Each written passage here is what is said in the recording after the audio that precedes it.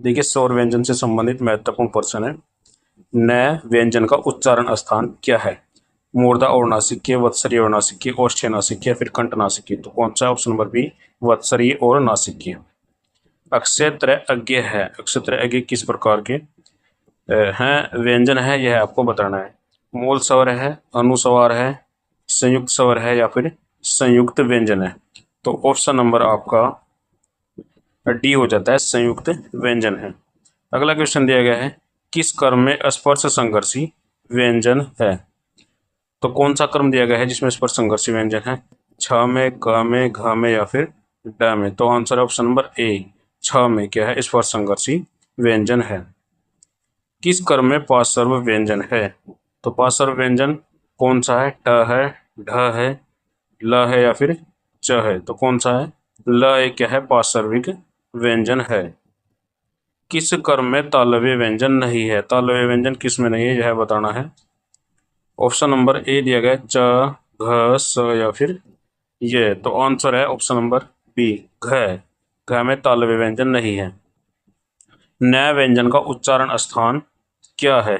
तो न व्यंजन का उच्चारण स्थान क्या है? मूर्धा नासिक्य, वर्ष नासिक्य, ओष्ठ नासिक्य, या फिर कंठ नासिक्य। तो कौन सा? ऑप्शन नंबर बी, वर्ष नासिक्य। हिंदी की स ध्वनि है।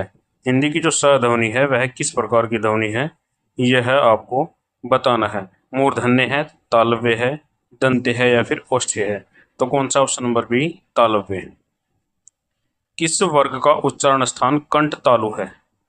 तो वह कौन सा वर्ण है जिसका उच्चारण स्थान कंठ तालु है? ऑप्शन दिए गए हैं यहाँ पर, है, छ है, ओ है, या फिर ऐ है। तो कौन सा? ऑप्शन नंबर बी, छ है। निम्नलिखित में से कौन सा व्यंजन पार्श्विक व्यंजन है? तो पार्श्विक व्यंजन कौन सा है? स है, ल है, झ है, या फिर य है? तो कौन सा? ऑप्शन नंबर बी, ल एक क्या है? पार्श्विक व्यंजन है। अयोग वाहक कहा जाता है।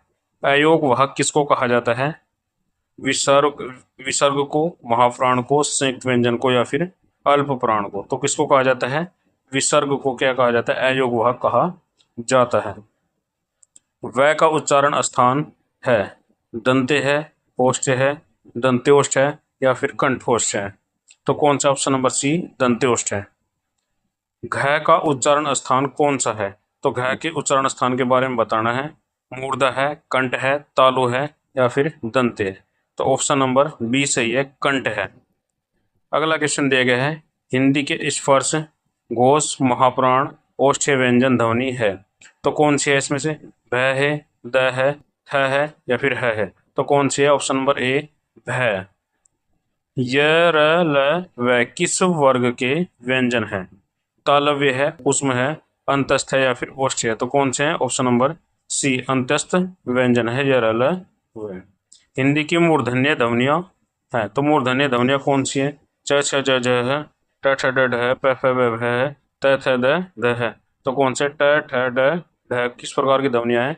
मूर्धन्य ध्वनियां हैं। अल्प प्राण ध्वनियों का समूह कौन सा है?